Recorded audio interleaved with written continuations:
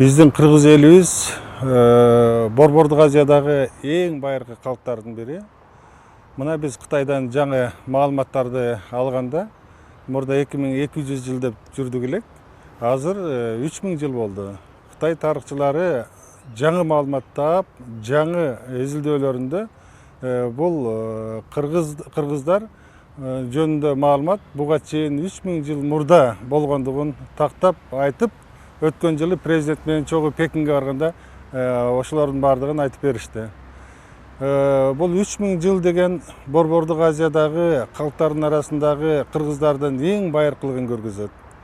Кыргыздар менен бирге ошол жашап келген, бирге ушундай бир мамилелеш, бирге каршылаш болгон эчендеген элдер жер үстүндө калбай калды. Кыргыздар ошол мезгилден баштап эле өзүнүн ушул эгемендүүлүгүн, эркиндигин коргоп, эңсеп, ошого дайыма күрөшүп келген эл экендиги белгилүү.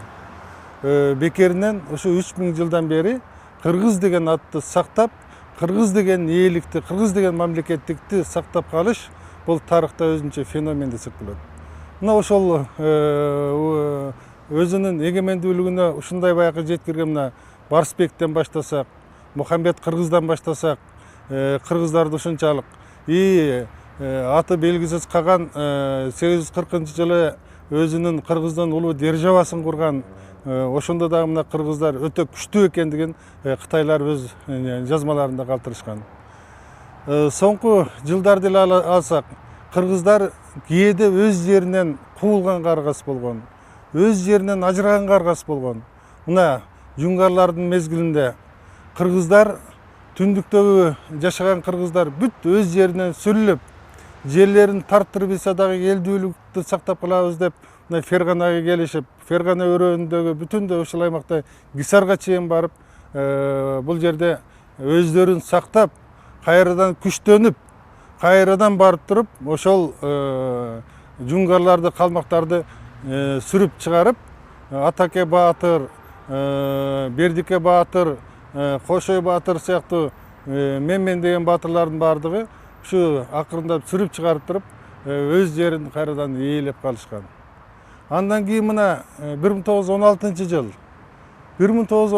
жылда кыргыздарды өздөрү жашап аткан жерге ээлик кылбай, ал жердин баардыгын оторчулар, падышалык Россия өздөрүнүн көчүп келген дыйкандарына тартып берип отуруп туруп, кыргыздар өздөрүнүн жерине ээлик кыла албай калышкан.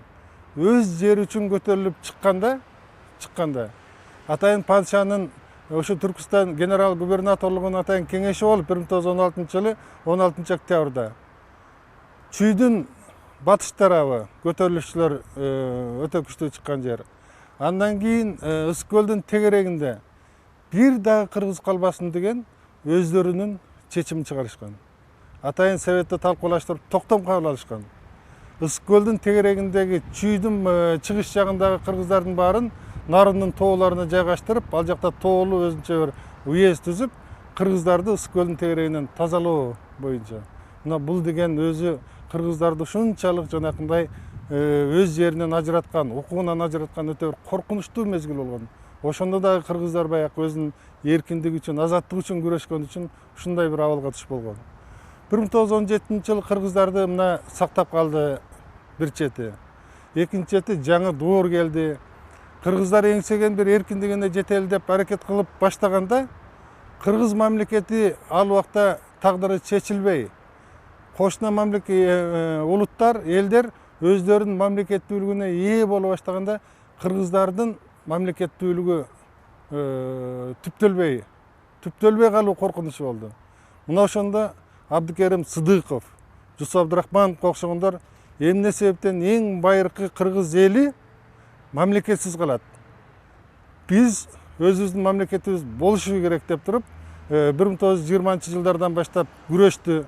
Ага чейин мына Кокон автономиясын түзүп, өзүнчө бир ушул жерде жашаган жалпы элдердин эркин мамлекетин курабыз дешти, бирок ошол мезгилде Түркүстан борбор болуп турган большевиктер ага каршы чыгып, Кокон автономиясын жок кылып, элдерди кыргынга алды. Андан кийин 20-жылдардан баштап кыргыздар өздөрү мамлекетти түптөбүз деп 22-жылы мамлекет түптөлүп, тоолуу кыргыз автономиялуу мамлекети түптөлүп калган мезгилде ушул жердеги эле душмандар, айланадагы элдер кыргыздарга мамлекет кереги жок, Сталинге кат жазып отуруп туруп, ал тоолуу кыргыз автономиялуу облусун сез болуп бүткөндөн кийин аны жокко чыгарып коюшту. Ага болбой күрөшүп отуруп туруп акырында 24-жылы 14-октябрда Кара Кыргыз автономиялуу облусу деп РСФСРдын курамында жаңы бир мамлекет куралды. Эгерде ошол мамлекет куралбаганда, түптөлбөгөндө, анда биз түндүгү Казакстанга, түштүгү Тажикстан менен Өзбекстанга карап, кыргыз мамлекети картадан жок болуп кетет болчу. Мына ошондо мына Жусуп Абдрахмановго окшогон, Абдыкерим Сыдыковго окшогон, мамлекет түптөлгөндөн кийин Иманалы Айдарбеков, Абдыкадыр Орозбековго окшогон, Төрөкул Айтматовго окшогон биздин эң алгачкы мамлекет деп күйгөн мыкты инсандарыбыз ошол мамлекетти түптөп, андан ары өнүктүрүүгө жан дили менен аракет кылышты. Болгондо дагы алар таптаза иштеди мамлекет үчүн. Мына Жусуп Абдрахманов ошол мезгилде ушул кыргыз мамлекеттүүлүгүн 26 жашында ошол учурда Жусуп Абдрахманов Кара Кыргыз автономиялуу областынын эл комиссияларынын төрагасы, же болбосо премьер-министр болуп калды, өкмөттүн жетектеди. Абдыкадыр Орозбеков 24-жылдан баштап бул Абдыкадыр Орозбеков 25-жылы март айында Борбордук аткаруу комитетинин төрагасы болду. Бүт бардык бийликтин үстүндө болду дагы.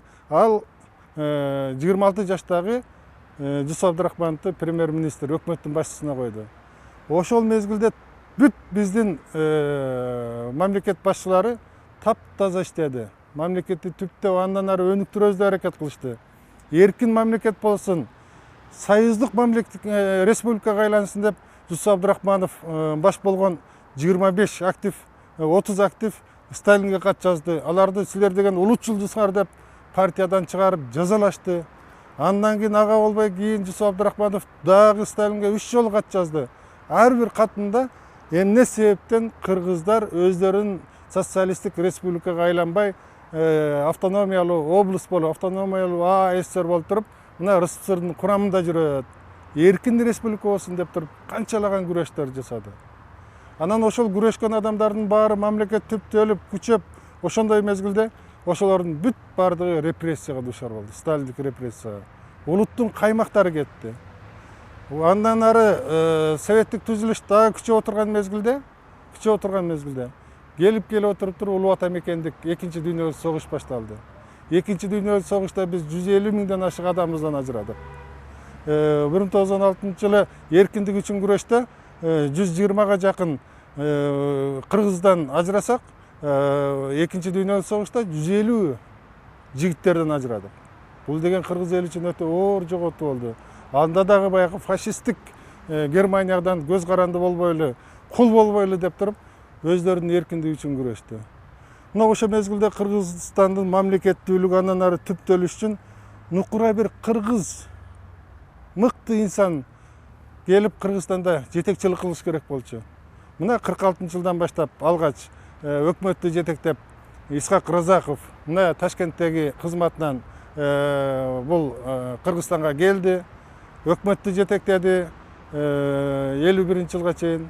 Андан кийин 51-жылдан баштап биринчи жолу тарыхта Кыргызстан Коммунисттер партиясынын Борбордук комитетинин биринчи секретары болуп, мына Исхак Разаков 61-жылдан баштап 51-жылдан баштап 61-жылга чейин иштеп, Исхак Разаков мамлекеттин гүлдөп өнүгүшүнө андан өтө чоң салым баштады. Маданият өстү, экономика өстү, жолдорубуз бүт салынды ошол мезгилде, түндүк түштүк. Бүт жанакындай окуу жайлар ачылды. Кыргыз кадрлар бүтүндөй баягы Москвадан башка жактан тарбияланып, кыргыз кадрлар менен толукталды. Кыргыз тили окутулду. Кыргыз жаштары жаштайынан баштап генофонду ушундай быжык болсун деп туруп, аларга бекер тамак аш берди, башка класстарга. Кыргыз тилин орус мектептерге окутту. Биздин манасыбыз болгон бүтүндөй баягы өнөр, ушундай бир искусствобуз жөн эле өзүнчө бир чоң бир бийиктикке көтөрүлдү. Анткени Исхак Разаков ар тараптуу, таза иштеген, тазалыкка үндөгөн, өзү мамлекетчил өзгөчө инсан болгон, чыныгы лидер болгон. Исхак Разаковтан кийин ачыгын айтышыбыз керек, чыныгы мамлекеттин лидери жок. Ошол мезгилден баштап жок. Мамлекеттин башчысы Борборлук комитеттин биринчи секретары болуп, президент болуп кызмат кылып атышат, бирок алар улуттук лидер болуп жетилген жок. Улуттук лидер деген келечекти көрө билген, ошого кам көргөн, бүтүндөй бардык мамлекеттик структураларды, мамлекетти бүтүндөй баягы өнүктүрүүгө ушундай бир жол ачкан өзгөчө бир элге жакын лидер. Исхак Разаковтан кийин ошондой лидер бизде жок, болбоду. Андан мына биз Москвага көз каранды болуп бир топ жыл жүрдүк. Турдакын Усалиев 24 жыл башкарды. 24 жыл башкарып, эми бул ошол мамлекетти башкарып жүргөнү менен Москванын айтканын аткарды. Кээде кыргыз кадрларына кыянаттык иштер жасады.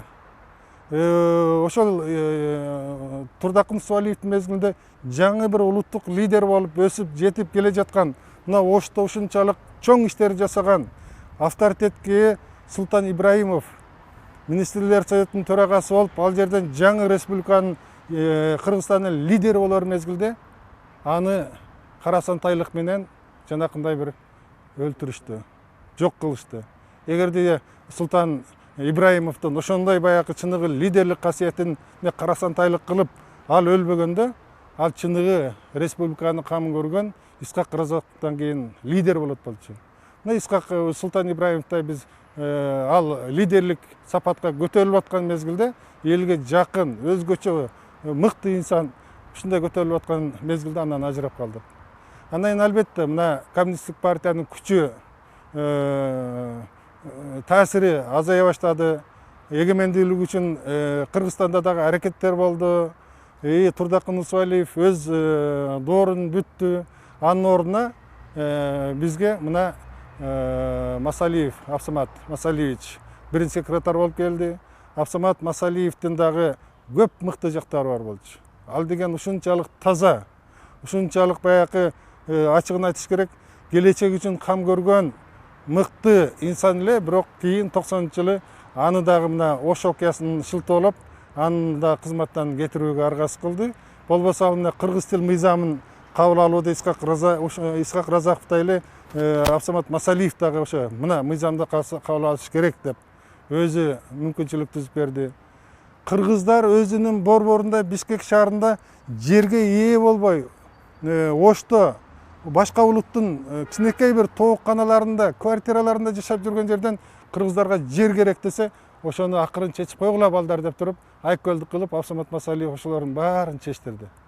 Ошондо мына Ашар козголоңу болду, Кыргызстан демократиялык кыймылы болду. Ошолорго тоскоол болбой, акырында бүт жер маселесин баарын чечип жакшынакай болуп келатканда, мына Ошто чоң бир коогалаң чыкты. Коогалаңдын шылтоосу менен Абсамат Масалиев кызматтан келди. Академик, мыкты, билимдүү, Москвада ушундай бир чоң съездерде, сессияларда чыгып сүйлөгөн мыкты окумуштуу деп туруп, Аскар Акаевди ошол мезгилде президент кылып алып келди элек. Ал башында жакшы иштеп, демократиячыл болуп, жакшы мыйзамдарды, конституцияны кабыл алып, жакшынакай кел айтып туруп, акырына келгенде байлыкка көз кызарды, бийликке көз кызарды, өзү кабыл алган конституциянын баарын улам-улам өзгөрттү, өзүнүн үй бүлөлүк, тоталитардык, коррупциялык бийлигин орнотуп алды. Кыргызстандын кен байлыктары Кыргызстанга иштебей мына бир эле кумтөрдү алалы. Бул Канаданын кызыкчылыгында иштеп калды. Же болбосо Кыргызстандын завод, фабрикалары, айыл чарбасы бүтүндөй талкаланды. Себеби чарбаны билбеген, батыштын баягы айтканын аткарган талкалагычтык саясатын Кыргызстанда ушунчалык бир жүргүздү. Кыргызстан отуруп калды, очоюп. Мына ошондой кыйынчылыктарга чыдап, ошого карабастан Кыргызстан мына 29 жыл мурда 31 августта өзүнүн эгемендүүлүгүнө ээ болуп, Москвадагы саясат өзгөрүп, өзүнүн эгемендүүлүгүн жарыялап, анан эркин түтүнүн булата баштады. Мына ушунда мен эгемендүүлүккө мына кыргыздар көп маани бере бербейт да. Мен Түркияга барып калдым 2001 жылы. Ошол эгемендүүлүктүн 10 жылдыгында. Ошондо Түркиядагы Вандагы кыргыздар айтат: эгемендүүлүктү биз укканда дейт, ушунчалык төбөбүз көккө жетип сүйүнүп дейт.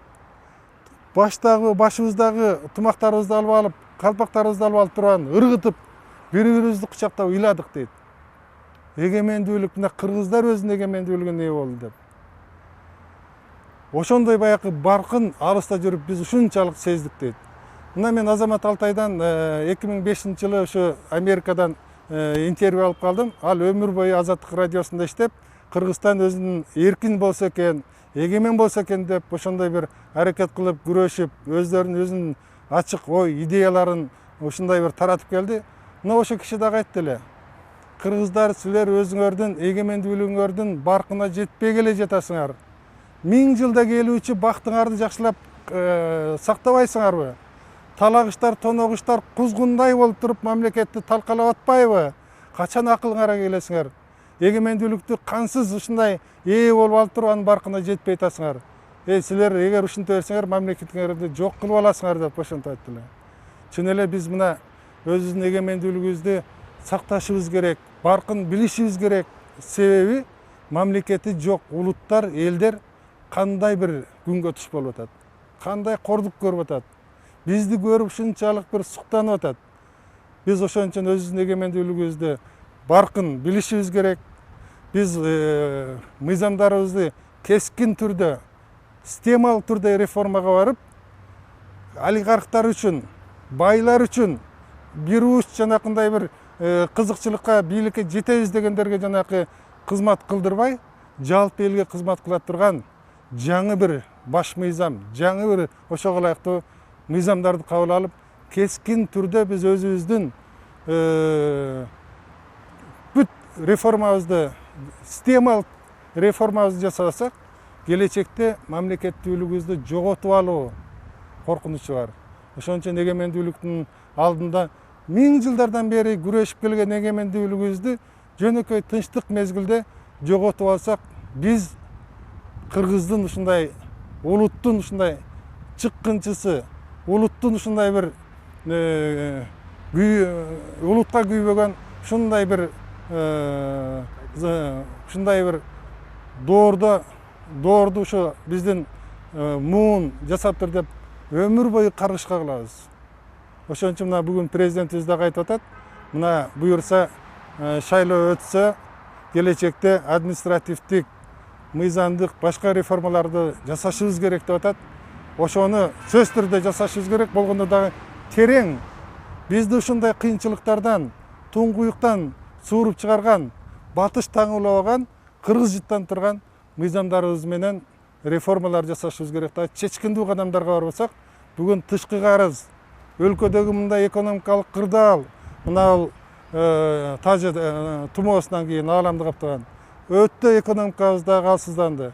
Эртерээк мындай өзгөрбөсөк, чечкиндүү кадамдарга барбасак, кыргыз мамлекети өзүнүн келечегине чоң бир коркунуч жаратып алышы мүмкүн. Ошон үчүн мына эгемендүүлүктүн алдында биз ушул бүгүнкү күндө мамлекетке жооптуу инсандар терең карап, ушул мамлекеттүүлүгүбүздү сактап, өнүктүрүп, алдыга жылдырышыбыз керек. Ушу кадамдарга барбасак болбойт.